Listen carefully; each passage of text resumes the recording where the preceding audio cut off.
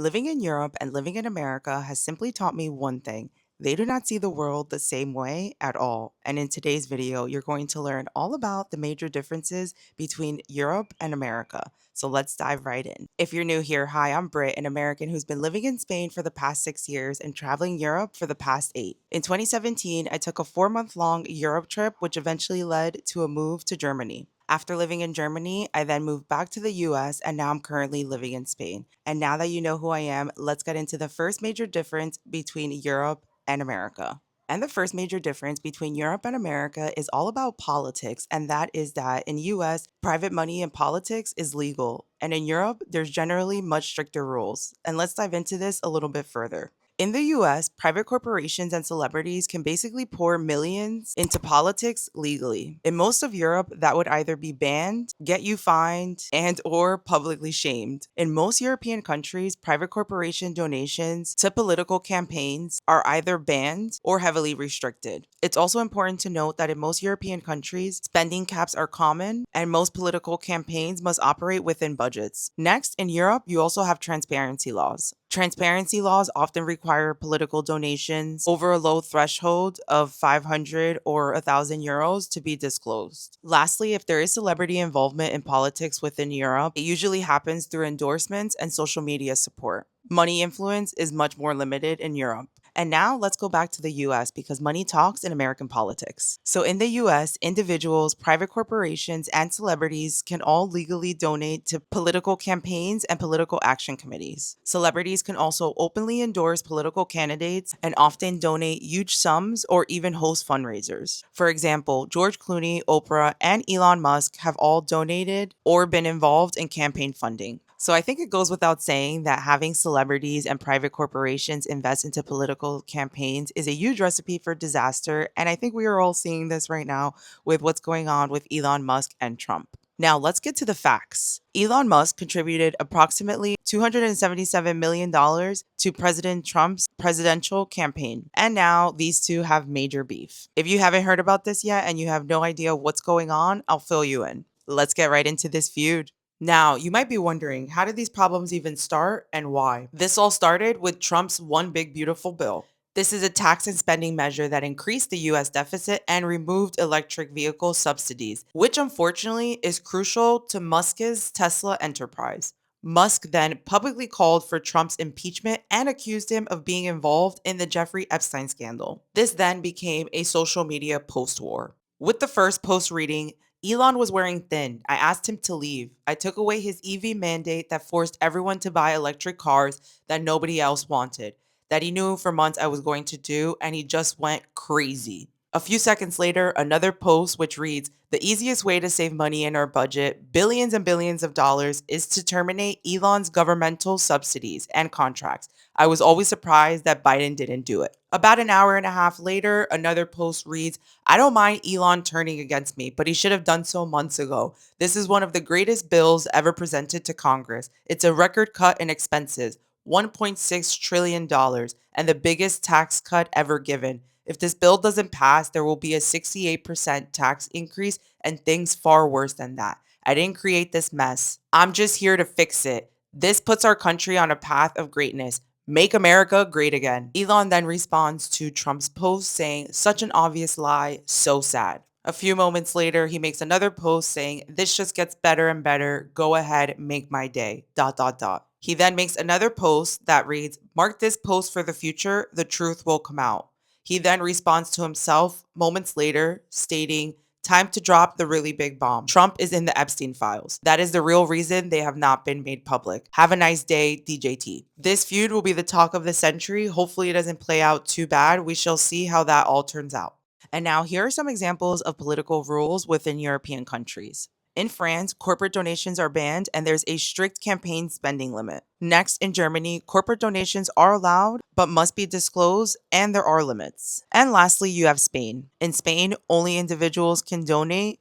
corporate and anonymous donations are banned. And the next major difference between Europe and the US is that most essential services in the US are privatized. This means that Americans end up paying significantly more for things that Europeans often get subsidized or free through their taxes. And of course, I'm talking about things like healthcare and education, but I'm also talking about things like jails, childcare and maternity leave, and also housing. One of the major downfalls within the housing market in the US is that there is a huge lack of tenant protections. This unfortunately leads to unaffordable rents. There's also a lot of profit motivated zoning within the housing market in the US, which unfortunately goes back to politics. Next, you have childcare and maternity leave. So in the US, unfortunately, childcare is a private sector with very limited government support.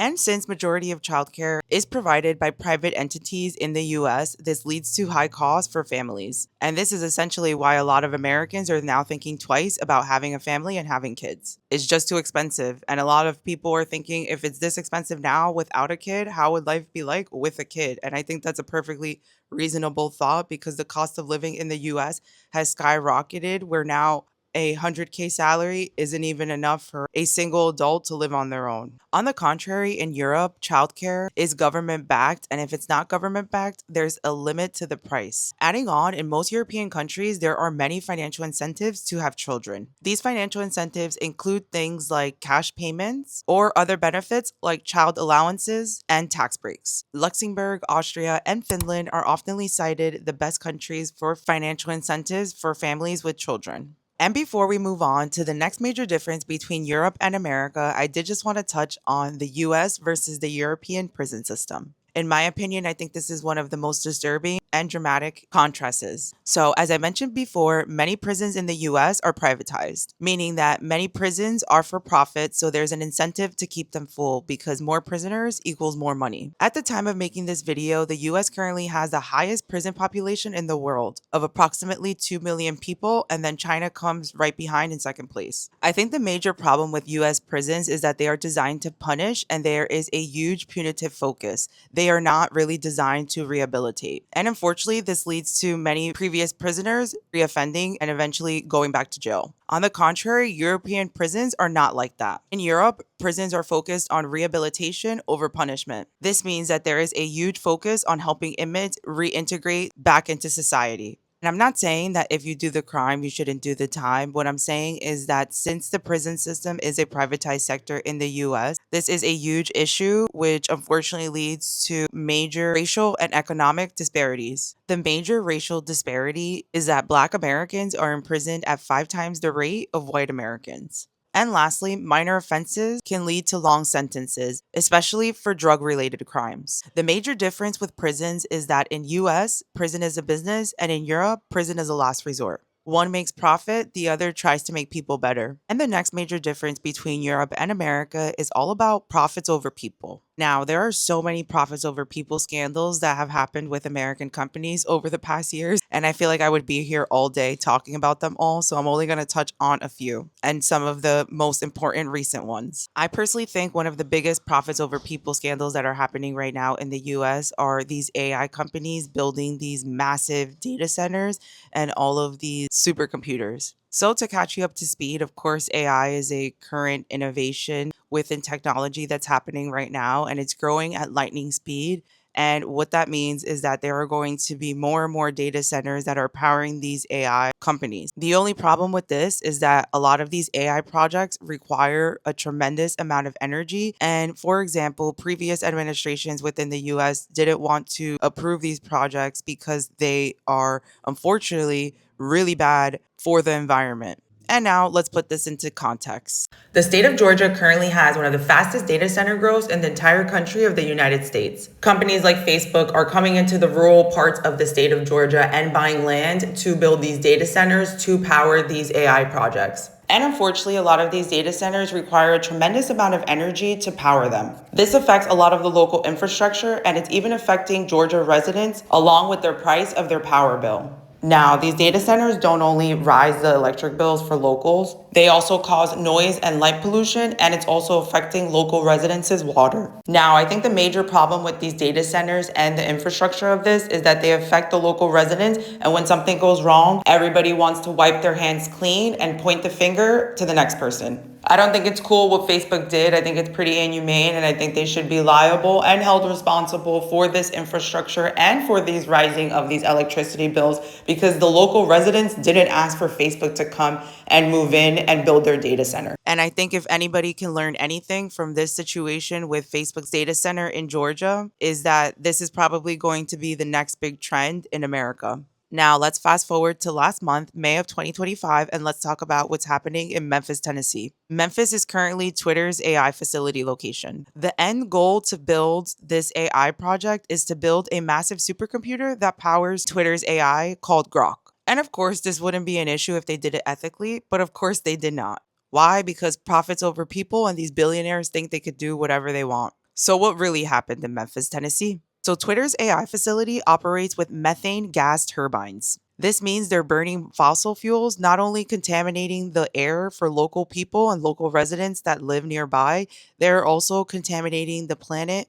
Not to mention, Memphis, Tennessee has some of the highest rates of pollution in the US. And the worst part about these 35 methane gas turbines is that they didn't even have the necessary air pollution permits to use them, meaning that they violated the Clean Air Act, meaning that they broke the law. There was also a huge lack of transparency within this project, leaving local Memphis residents super unaware and very upset that they weren't even told about the initiation of this project within their community, let alone that the construction began and some of the plant was already in use. And XAI's gas turbines emit up to 2,000 tons of nitrogen oxide annually, making XAI one of the largest industrial emitters of smog-forming pollutants in Memphis. And as I referenced before, the Facebook data center in Georgia, these situations only highlight the environmental challenges posed by rapidly expanding AI infrastructure. And the next profit over people scandal that I want to talk about in the US is all about Boeing. And in case you've never heard of Boeing, I'll tell you a little bit about them. Boeing is an American plane manufacturer that makes and sells planes. Over the last few years, there is no denying that Boeing has faced intense scrutiny, especially after whistleblowers revealed that the company prioritizes profits over safety. To summarize, Boeing compromised quality and safety standards within their plane manufacturing process to gain profits quicker. There have been so many investigations and unfortunately fatal crashes that have to do with this company that unfortunately it has ruined their image. And now Airbus is actually beating Boeing.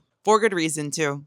And the last profits over people scandal I want to talk about with an American company is all about Match Group. So, Match Group is an American technology company that owns the two dating apps, Tinder and Hinge. So, this was a huge scandal because Match Group basically prioritized profit over user safety. And what did they do? They let repeat offenders ignored on their platforms. Investigations showed that known sexual predators and repeat offenders were allowed to remain on their platforms. Internal records also revealed that user reports were often ignored and dangerous users were not consistently removed. So to summarize, Match Group knowingly allowed repeat sexual offenders to remain on Tinder and Hinge to protect their growth metrics, all while ignoring internal and public safety concerns. So the next time you use that dating app, you might want to think twice. And the next major difference between Europe and America is all about the fact that America is in survival mode, meanwhile Europe is in human mode. And what I mean by this right now is that in the US, most people aren't living, they're just surviving. Many Americans in this day and age are only one step away, unfortunately, from financial turmoil. This means if your car breaks down unexpectedly, or if you have a medical emergency, or your rent price increases unexpectedly. In the US, there's unfortunately no safety net, no time to breathe, and it's just constant hustle to try to stay afloat. And unfortunately, in the US, hustle culture is so toxic that if you're not grinding, people feel like you're falling behind. On the contrary, in Europe, people actually live. In Europe, it's normal to take a month off for vacation and no one's going to question your work ethic. And this doesn't mean that you're lazy. This just means that burnout isn't glorified, it's actually treated in Europe. And I think the main problem with this difference between Europe and America is that in America, the system treats you like a machine, and in Europe, you're still seen as human. And the last but certainly not least difference between Europe and America is all about wealth inequality. Wealth inequality in the US is so bad and it is very unequal. And the reason for this, in my opinion, is because they do not tax the rich. The top 10% in the US owns over 70% of the country's wealth. Like, that is absolutely insane. And what I think is even more insane is that Americans don't even think that wealth inequality is actually that bad in the country. Newsflash, it definitely is. And the most sickening part about this wealth inequality stuff is that billionaires, not even millionaires, billionaires with a B, pay less taxes than someone who is a nurse, or even worse, someone who is a teacher. I definitely don't think that's right, nor do I think that's okay. And I think there needs to be major change within lawmaking and major change within policies that do not benefit the rich and actually start benefiting everyday working class Americans. On the contrary, even if there are capitalistic countries in Europe, there are limits. And my favorite thing about Europe is that they tax the rich. That is something that the US could definitely learn from. Adding on, there's also universal healthcare in Europe and strong social safety nets, which means fewer people are left behind. In Europe, you don't need to be rich to survive, get an education, or have dignity. So, as you can see, the differences between Europe and America are absolutely staggering. Sometimes it seems like the only thing that's the same is the blue sky. And if you enjoyed learning about the differences between Europe and America, be sure to check out how healthcare really works in the USA.